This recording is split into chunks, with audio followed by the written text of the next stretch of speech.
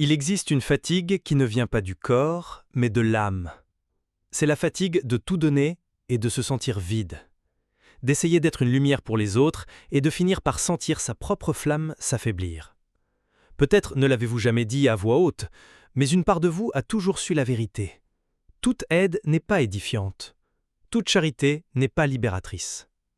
Dans ses dialogues les plus profonds avec les esprits, Allan Kardec a non seulement cartographié le voyage de l'âme après la mort, mais il a découvert les lois invisibles qui régissent l'énergie des vivants. Et l'une de ces vérités, si puissante qu'elle pouvait en mettre plus d'un mal à l'aise, est que votre plus noble impulsion, aider, peut devenir un piège spirituel si elle n'est pas accompagnée de conscience. Ce que vous allez entendre n'est pas une invitation à fermer votre cœur, c'est la connaissance exacte pour protéger votre esprit, afin que votre aide soit une force d'évolution véritable et non une ancre qui vous enlise aux côtés de quelqu'un qui ne veut pas être sauvé. Si vous êtes ici, c'est que votre âme est prête à cesser d'être naïve et à devenir sage. Vous souvenez-vous de ce sentiment, de cette voix ancienne en vous qui murmure que tout est lié? C'est la mémoire de l'âme, un écho de la vérité qui nous habite. De là naît une impulsion presque aussi vitale que la respiration, l'impulsion de tendre la main. Mais que diriez-vous si je vous disais que toutes les mains tendues n'apportent pas la lumière? Parfois, dans notre désir d'être un phare, nous prolongeons involontairement la nuit d'autrui. Il existe une charité pratiquée avec les yeux de l'esprit. Une charité qui comprend que chaque âme a son propre rythme, sa propre mélodie d'évolution. C'est un savoir ancien, presque oublié, qui nous apprend à discerner si notre aide est un pont ou une cage dorée. Car la véritable compassion n'apporte pas toujours de soulagement. Parfois, son plus grand acte d'amour est une présence silencieuse, permettant à la leçon de la souffrance d'accomplir sa mission sacrée. C'est un acte qui exige un immense abandon de notre propre désir de sauver, afin d'honorer le chemin que chaque conscience doit parcourir pour elle-même. Imaginez une rivière coulant vers la mer. C'est l'âme sur son chemin de retour. Parfois, elle rencontre des rochers, des chutes et un terrain aride. Notre premier réflexe est de détourner son cours, de construire un canal pour faciliter son passage. Mais ce sont précisément ces rochers qui polissent ses eaux, ces chutes qui lui donnent sa force. En intervenant sans sagesse, nous risquons, sans nous en rendre compte, de priver la rivière de sa puissance. Nous nourririons l'illusion que le chemin doit être facile, retardant un éveil qui ne peut naître que de nos propres efforts. La souffrance, même si elle nous peine à l'admettre, est souvent le ciseau qui libère la véritable forme de l'esprit. C'est la pression qui transforme le charbon en diamant. Interférer avec ce processus sacré, aussi bonnes soient nos intentions, peut créer un déséquilibre dans la vibration de l'univers, une dette que ni celui qui aide, ni celui qui est aidé ne comprennent sur le moment. La véritable aide, celle qui émane d'une conscience éveillée, se manifeste rarement par un acte grandiloquent. Elle ressemble plutôt au soleil qui réchauffe la terre sans rien demander en retour, laissant la graine germer par sa propre force. Il s'agit d'offrir la lumière et non de marcher à la place des autres. Elle respecte le temps d'apprentissage, le silence sacré nécessaire à l'écoute de sa propre vérité intérieure. Elle ne sert pas l'ego gonflé par la gratitude d'autrui, mais plutôt le but supérieur de l'évolution. Parfois, l'aide la plus profonde est une question murmurée à l'oreille de l'âme. Qu'est-ce que tu es venu apprendre de tout cela? C'est une invitation à l'introspection, un acte qui redonne du pouvoir à ceux qui se sentaient impuissants. C'est la charité que les esprits nous ont enseignée par la plume de Kardec. Éclairer, consoler, puis faire confiance au libre arbitre d'autrui. C'est pourquoi, parfois, la plus haute forme d'amour réside dans l'inaction apparente. C'est le courage de rester immobile, de maintenir l'espace par sa présence, tandis que l'autre mène son propre combat. C'est comprendre qu'il existe des processus de mort et de renaissance qui sont intransférables. Chaque être doit affronter ses propres ombres pour trouver sa lumière.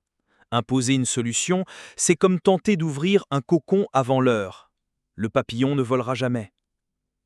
Cette forme de charité exige une foi immense, non pas en nous-mêmes comme sauveurs, mais en la force indestructible de l'esprit qui habite l'autre. C'est un acte de profond respect pour son contrat d'âme, pour les leçons que son esprit a choisies pour cette incarnation, confiant qu'après la douleur, des retrouvailles avec une version plus sage de lui-même l'attendent toujours. Et c'est dans cet espace d'apparente contradiction que la véritable sagesse s'épanouit. Comment savoir alors quand agir et quand reculer? La réponse ne se trouve pas dans un manuel, mais dans l'ajustement précis de votre propre vibration. C'est un sentiment cultivé en silence, en connexion sincère avec votre âme. Il s'agit d'apprendre à différencier la voix de l'ego, qui aspire à être nécessaire, de la voix de l'esprit, qui aspire à la liberté de tous les êtres. Avant de tendre la main, offrez votre silence et demandez-vous: mon aide favorise-t-elle l'évolution de cette conscience ou ne fait-elle que soulager un inconfort passager, retardant un éveil nécessaire? La réponse vous guidera, révélant que l'amour, dans sa forme la plus pure, n'est pas toujours réconfortant, mais qu'il est toujours vrai.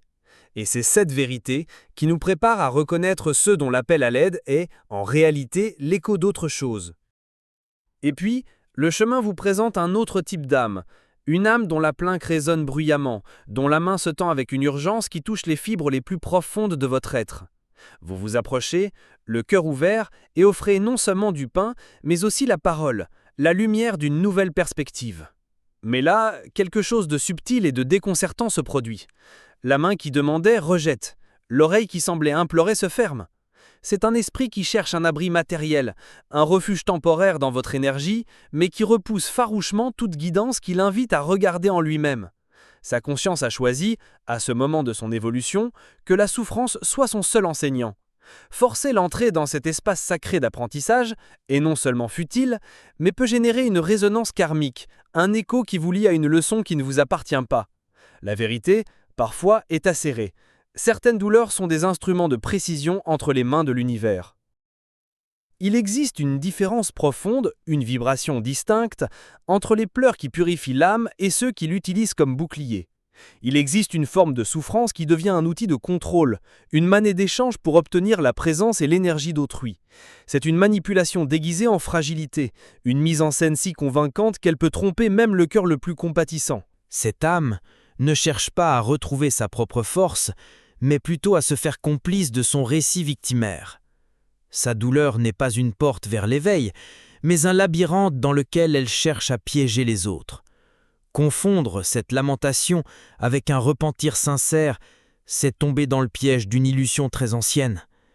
Il est vital d'apprendre à ressentir au-delà des mots, à percevoir dans le silence des autres s'il y a une véritable quête de sens ou simplement l'écho d'un vide qui refuse de se guérir. Cet esprit, celui qui manipule à partir de sa blessure, craint au plus profond de lui-même la mort. Non pas la mort du corps, qui n'est qu'une transition, mais la mort de sa personnalité, de l'identité qu'il a construite autour de sa douleur.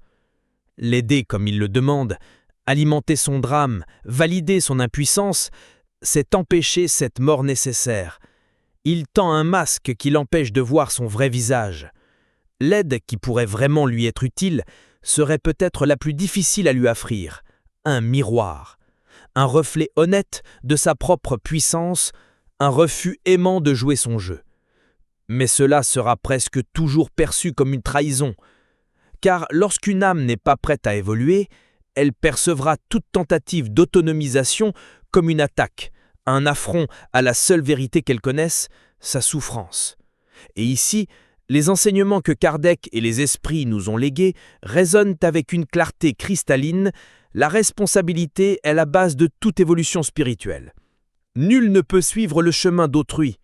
Le manipulateur, par essence, est une âme qui a renoncé à son pouvoir, qui a oublié qu'elle possède en elle toute la force nécessaire à sa propre transformation. Elle cherche à l'extérieur ce qu'elle ne peut trouver que dans le silence de sa propre conscience. Sa clameur la distrait de la tâche la plus importante de son existence, se redécouvrir elle-même. En cédant à son emprise, non seulement vous entravez son cheminement, mais vous faites dérailler le vôtre, laissant votre vibration être affectée par une fréquence non pas de croissance, mais de stagnation. C'est un acte qui, sous des apparences de charité, cache un profond manque de foi dans la capacité de cet esprit à s'auto-guérir. Ainsi, nous apprenons à reconnaître ces mélodies de l'âme, celle de celui qui demande mais ne reçoit pas l'essence, et celle de celui qui utilise sa douleur comme un sceptre de pouvoir. Toutes deux nous enseignent les limites sacrées de l'aide et l'importance d'une autopréservation énergique. Elle nous invite à cultiver une présence à la fois ferme et aimante, qui sait dire non avec la même compassion qu'elle dit oui. Mais que se passe-t-il lorsqu'on accepte l'aide, lorsqu'on écoute les conseils et que la réponse que nous recevons est pourtant un poignard d'ingratitude? Que nous révèle l'âme lorsqu'elle mord la main qui la nourrit? C'est un autre voile, une autre dimension de l'expérience humaine que nous sommes ici pour comprendre. Imaginez maintenant que votre aide soit reçue. La porte de l'âme de l'autre semble s'entr'ouvrir, et l'espace d'un instant, vous croyez que de véritables retrouvailles ont commencé. Vous offrez les outils, la carte, la lumière de votre présence. Cependant, vous remarquez quelque chose de déconcertant. Les outils restent par terre, la carte n'est pas consultée, et la lumière ne sert qu'à rendre la personne plus à l'aise dans son ombre. C'est l'esprit qui confond assistance et servitude. Il demande de l'aide, mais au fond il cherche quelqu'un pour porter le poids de sa propre existence. Il méprise l'effort personnel, car il est tombé amoureux du confort de sa stagnation. Chaque pas dans son évolution lui semble une souffrance insupportable, et par conséquent il rejette toute responsabilité. Soutenir quelqu'un qui ne veut pas marcher, c'est favoriser la paralysie spirituelle. C'est un acte qui, bien qu'apparemment bienveillant, prive l'âme de la possibilité de découvrir la force qui réside dans ses propres jambes et d'accomplir le but pour lequel elle a été incarnée. Ce refus d'effort est une forme de mort lente, une léthargie de la conscience qui refuse son propre éveil. Dans cet état, l'âme a oublié sa nature divine, sa capacité innée à créer et à transformer sa réalité. Elle s'est convaincue de sa fragilité et de son impuissance et cherche constamment une confirmation extérieure de ce mensonge. Lorsque vous lui proposez une solution qui requiert sa participation, ce qu'elle entend en réalité est le rappel d'un pouvoir qu'elle n'ose pas assumer. Votre aide, au lieu d'être un soulagement, devient un miroir inconfortable. Nourrir cette inertie est un acte dénué de véritable vérité spirituelle. C'est comme donner de l'eau à une plante qui refuse la photosynthèse. La véritable charité, dans ces cas-là, pourrait être le silence. Un retrait aimant qui crée un vide où, finalement, l'esprit n'a d'autre choix que d'écouter sa propre voix et d'entamer son évolution sacrée. Mais il existe une réaction encore plus déconcertante et douloureuse, celle de l'esprit qui, après avoir été aidé, se retourne contre vous. Vous lui offrez un abri, et une fois en sécurité, il tente de le brûler. Vous lui donnez de la lumière, et il l'utilise pour mieux voir vos défauts. C'est l'âme ingrate, un esprit souvent ancien et fier, qui, après avoir reçu de l'aide, se sent profondément humilié. Votre acte de bonté a involontairement touché une blessure profonde dans son ego, un sentiment d'infériorité qu'il ne peut supporter. Incapable de gérer la honte de sa propre vulnérabilité, il la projette vers l'extérieur sous forme d'agression, de critique ou de mépris. La vibration de la rencontre change radicalement.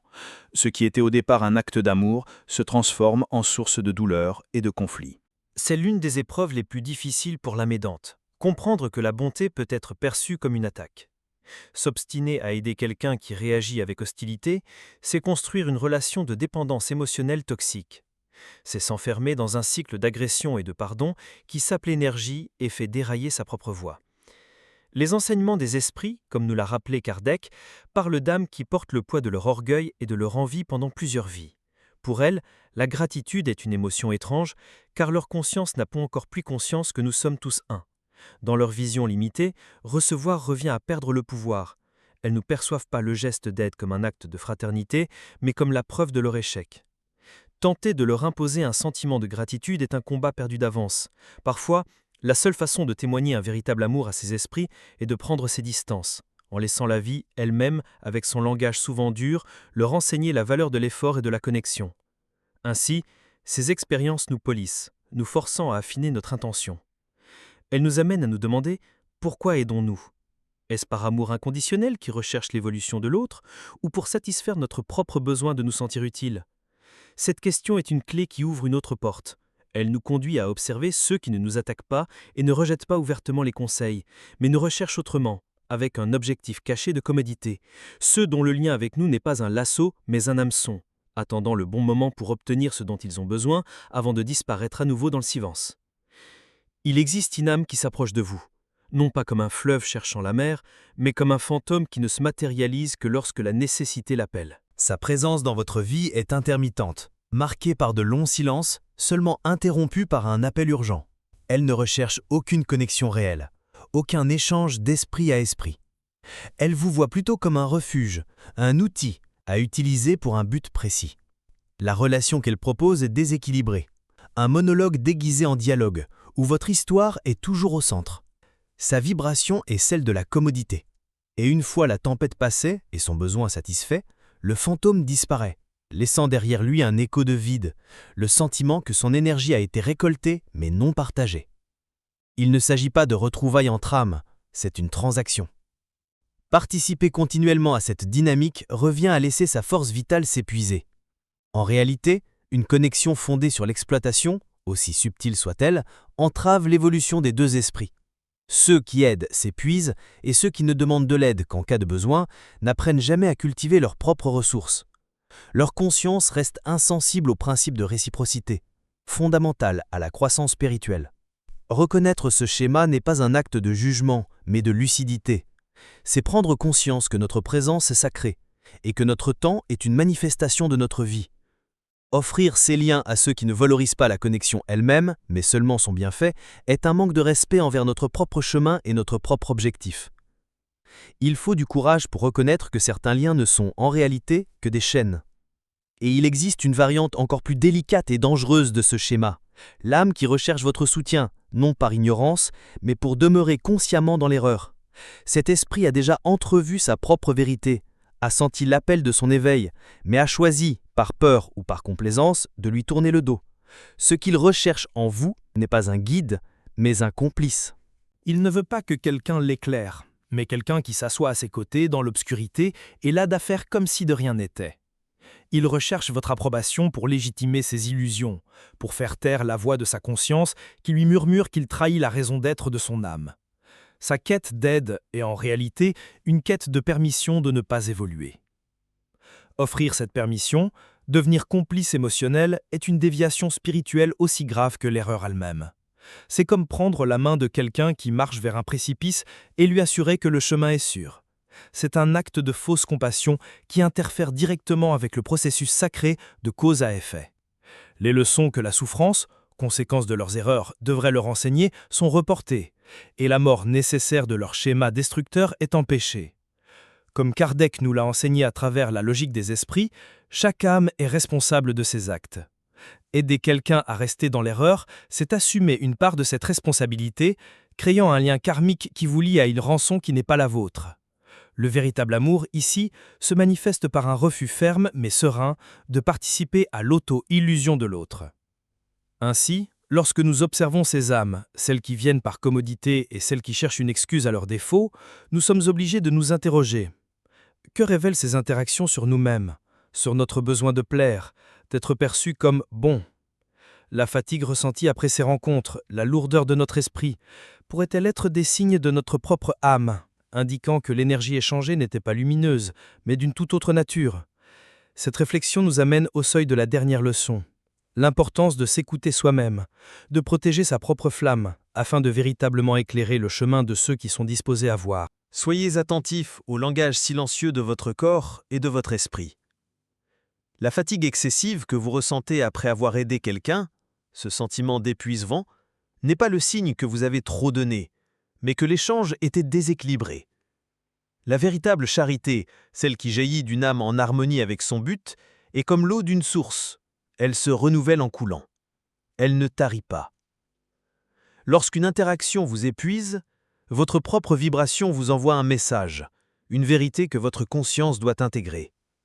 C'est le signe que, peut-être, l'énergie que vous avez donnée n'a pas servi à évoluer, mais à alimenter une illusion ou une addiction. Apprendre à écouter ce langage intérieur est le premier pas vers une pratique d'aide durable et véritablement lumineuse. Derrière le désir d'aider se cache une ombre subtile, la vanité. Aider sans juger, créant une dépendance chez l'autre, peut être un acte déguisé d'ego et non d'amour. Cela transforme l'autre en satellite de notre prétendue bonté, le privant de l'opportunité de son propre éveil.